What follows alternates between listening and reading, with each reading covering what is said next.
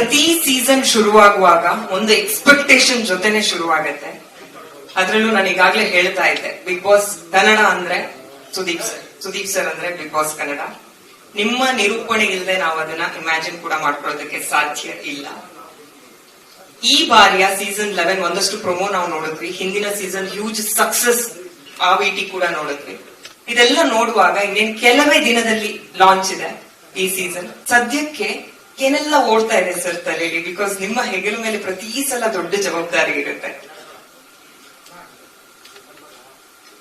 ಎಲ್ಲರಿಗೂ good evening ಹೇಳ್ತಾ first of all ಸ್ವಲ್ಪ ಲೇಟ್ ಆಗಿ ಬಂದಿದ್ದಕ್ಕೆ ಸಾರಿ.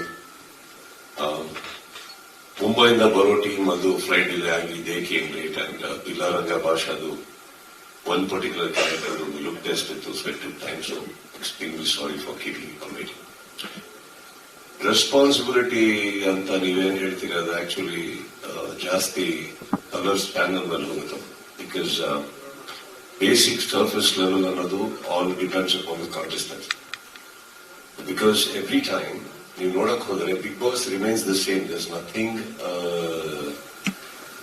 ಒಂದು universal changes on the Big Boss Alvarava. There may be a few alterations, adaptations, but I think ಪ್ರತಿ ಬಾರಿ ಹೊಸ ಕಂಟೆಸ್ಟೆಂಟ್ಸ್ ಬಂದಾಗ ಹೊಸ ವ್ಯಕ್ತಿತ್ವಗಳು ಒಳಗೆ ಬರ್ತಾರೆ. ಹೊಸ ವ್ಯಕ್ತಿತ್ವಗಳು ಒಳಗೆ ಬಂದಾಗ ಒಂದೇ ಒಂದು ವಿಷಯ ನಿಲ್ಕೊಳ್ಳೋದನ್ನ ಮತ್ತೆ ಕೊಟ್ಟರೆ ಅವ್ರು ಹ್ಯಾಂಡಲ್ ಮಾಡೋ ರೀತಿ ಬೇರೆ.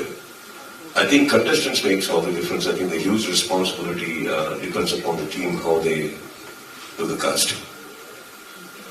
ಹಾಗೆ ಬಿಗ್ ಬಾಸ್ ಕನ್ನಡ ಹಿಸ್ಟ್ರಿಯಲ್ಲಿ ಈ ಬಾರಿ ಒಂದು ಟೀಮ್ ಇಟ್ಕೊಂಡು, ವೆರಿ ಸ್ಟ್ರಾಂಗ್ ಟೀಮ್ ಇಟ್ಕೊಂಡು, ಹೆಲ್ ಅಂಡ್ ಹೆವನ್ ಅಂತ ಬಿಗಿನಿಂಗ್ ಅಲ್ಲಿ 2 ಟೀಮ್ ಆಗಿ ಡಿವೈಡ್ ಮಾಡ್ತಾ ಇದ್ದಾರೆ ಕಂಟೆಸ್ಟೆಂಟ್ಸ್ ಅನ್ನುವಂತ ವಿಚಾರ ತುಂಬಾ ಚರ್ಚೆ ಆಗ್ತಾ ಇದೆ.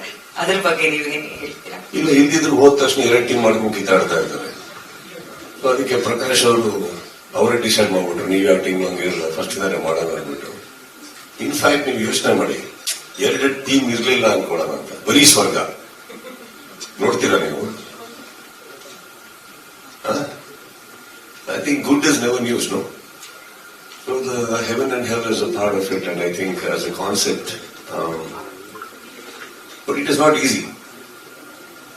Actually, beginning in the concept of heaven and hell anta hogutte anta bandaga, I think it is definitely not easy, because beginning alli nee first week anta nodak hodaga contestants ellaru ಸ್ವಲ್ಪ camera friendly ಆಗ್ತಾ ಇರ್ತಾರೆ, ಸ್ವಲ್ಪ ಎಲಾಬರೇಟೆಡ್ emotions ಇರುತ್ತೆ. ಜನಗಳಿಗೆ Impress ಮಾಡಕ್ಕೆ, ವೀಕ್ಷಕರಿಗೆ Impress ಮಾಡಕ್ಕೆ first week ಏನೇನೋ ನಡೀತಾ ಇರುತ್ತೆ, ತಪ್ಪು ಮಾಡಿದ್ರು ನಗ್ತಾ ಇರ್ತದೆ.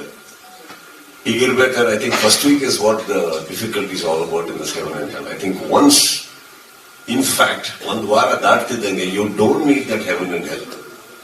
Obviously it will be there on imaginary heaven and hell. So this is a very obvious instant, and they made it like that.